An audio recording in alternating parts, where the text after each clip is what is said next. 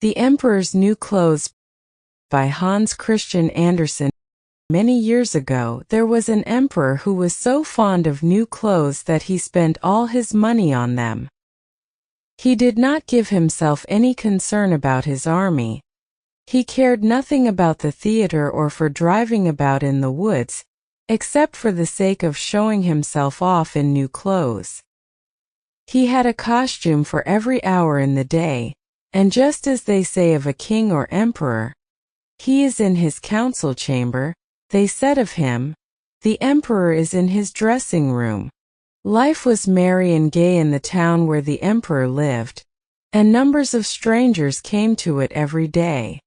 Among them there came one day 2 rascals, who gave themselves out as weavers and said that they knew how to weave the most exquisite stuff imaginable.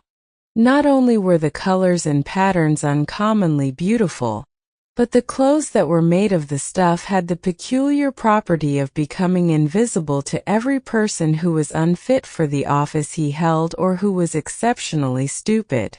"Those must be valuable clothes," thought the emperor. "By wearing them I should be able to discover which of the men in my empire are not fit for their posts. I should distinguish wise men from fools. Yes, I must order some of the stuff to be woven for me directly." And he paid the swindlers a handsome sum of money in advance, as they required. As for them, they put up 2 looms and pretended to be weaving, though there was nothing whatever on their shuttles. They called for a quantity of the finest silks and of the purest gold thread, all of which went into their own bags, while they worked at their empty looms till late into the night. "I should like to know how those weavers are getting on with the stuff," thought the emperor. But he felt a little queer when he reflected that those who were stupid or unfit for their office would not be able to see the material. He believed indeed that he had nothing to fear for himself, but still he thought it better to send someone else first, to see how the work was coming on. All the people in the town had heard of the peculiar property of the stuff, and everyone was curious to see how stupid his neighbor might be. "I will send my faithful old prime minister to the weavers," thought the emperor. "He will be best capable of judging of this stuff, for he is a man of sense and nobody is more fit for his office than he." So the worthy old minister went into the room where the 2 swindlers sat working the empty looms. "Heaven save us," thought the old man, opening his eyes wide. "Why, I can't see anything at all." But he took care not to say so aloud. Both the rogues begged him to step a little nearer and asked him if he did not think the patterns very pretty and the coloring fine. They pointed to the empty loom as they did so, and the poor old minister kept staring as hard as he could, but without being able to see anything on it, for of course there was nothing there to see. "Heaven save us," thought the old man. "Is it possible that I am a fool? I have never thought it, and nobody must know it. Is it true that I am not fit for my office? It will never do for me to say that I cannot see the stuffs." "Well, sir, do you say nothing about the cloth?" asked the one who was pretending to go on with his work. "Oh, it is most elegant, most beautiful," said the dazed old man, as he peered again through his spectacles. "What a fine pattern, and what fine colors! I will certainly tell the emperor how pleased I am with the stuff." "We are glad of that," said both the weavers, and then they named the colors and pointed out the special features of the pattern. To all of this the minister paid great attention, so that he might be able to repeat it to the emperor when he went back to him. And now the cheats called for more money, more silk, and more gold thread, to be able to proceed with the weaving, but they put it all into their own pockets, and not a thread went into the stuff, though they went on as before, weaving at the empty looms. After a little time the emperor sent another honest statesman to see how the weaving was progressing, and if the stuff would soon be ready. The same thing happened with him as with the minister. He gazed and gazed, but as there was nothing but empty looms, he could see nothing else. "Is not this an exquisite piece of stuff?" asked the weavers, pointing to one of the looms and explaining the beautiful pattern and the colors which were not there to be seen. "I am not stupid, I know I am not," thought the man. "So it must be that I am not fit for my good office. It is very strange, but I must not let it be noticed." So he praised the cloth he did not see and assured the weavers of his delight in the lovely colors and the exquisite pattern. "It is perfectly charming," he reported to the emperor. Everybody in the town was talking of the splendid cloth. The emperor thought he should like to see it himself while it was still on the loom.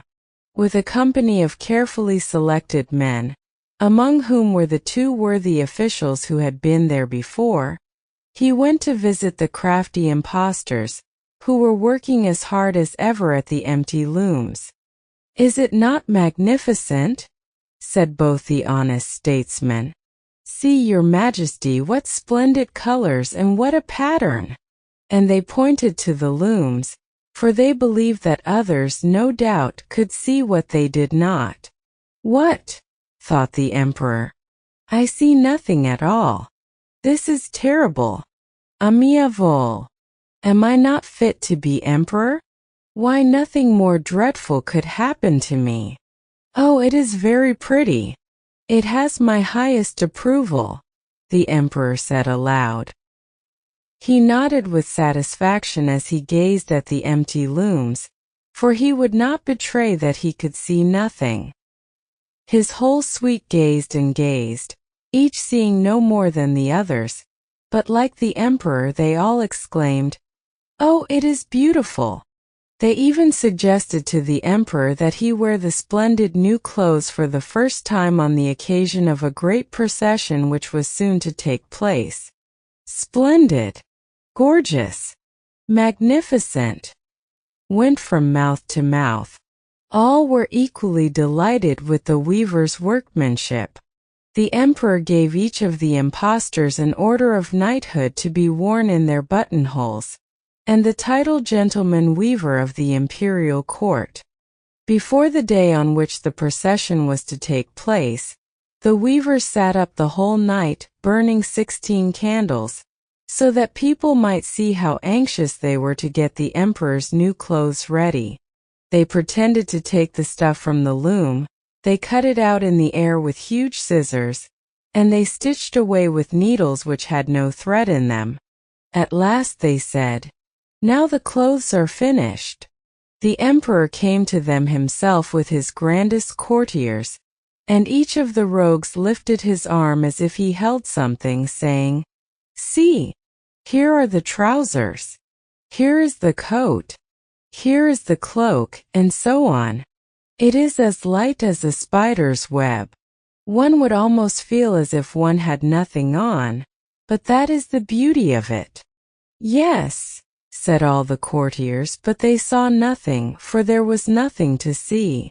"Will your majesty be graciously pleased to take off your clothes, so that we may put on the new clothes here, before the great mirror?"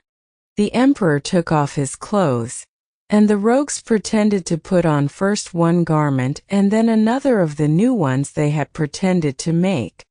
They pretended to fasten something round his waist and to tie on something. This, they said, was the train, and the emperor turned round and round before the mirror. "How well His Majesty looks in the new clothes! How becoming they are!"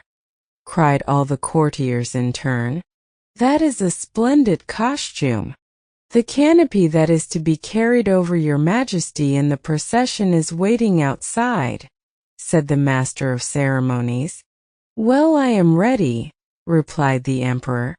"Don't the clothes look well?" And he turned round and round again before the mirror, to appear as if he were admiring his new costume. The chamberlains who were to carry the train stooped and put their hands near the floor as if they were lifting it. Then they pretended to be holding something in the air. They would not let it be noticed that they could see and feel nothing. So the emperor went along in the procession, under the splendid canopy, and everyone in the streets said, "How beautiful the emperor's new clothes are! What a splendid train! And how well they fit!" No one wanted to let it appear that he could see nothing, for that would prove him not fit for his post. None of the emperor's clothes had been so great a success before. "But he has nothing on," said a little child. "Just listen to the innocent," said its father. And one person whispered to another what the child had said. "He has nothing on." "A child says he has nothing on." "But he has nothing on," cried all the people. The emperor was startled by this, for he had a suspicion that they were right.